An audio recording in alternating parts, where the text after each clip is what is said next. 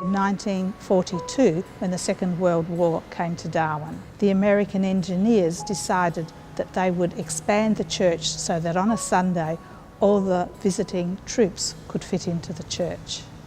In 1938, the missionary, Father Francis Xavier Zell, became the first bishop of the Diocese of Darwin.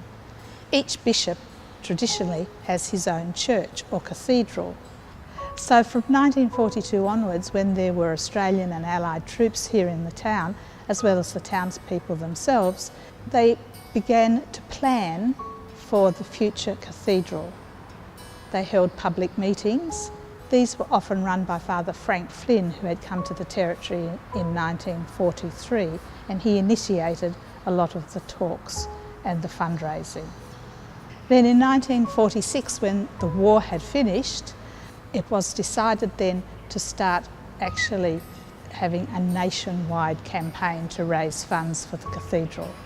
It was decided it should be a shrine of remembrance and war memorial, so that it honoured the people who died here in the Second World War and all the many people who were also injured. This shrine would be a place for everybody in Darwin, of any faiths, and visitors could come and pray for those people who lost their lives during the war and for all those people who were injured in the 65 bombing raids of Darwin.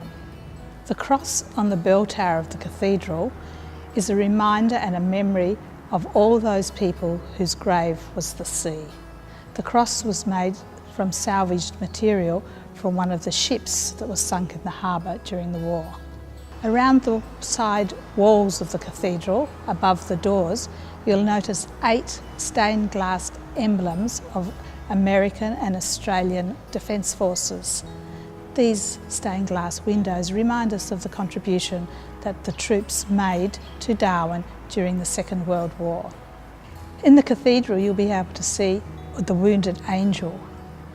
She was wounded during one of the bombing raids by the Japanese on the old church.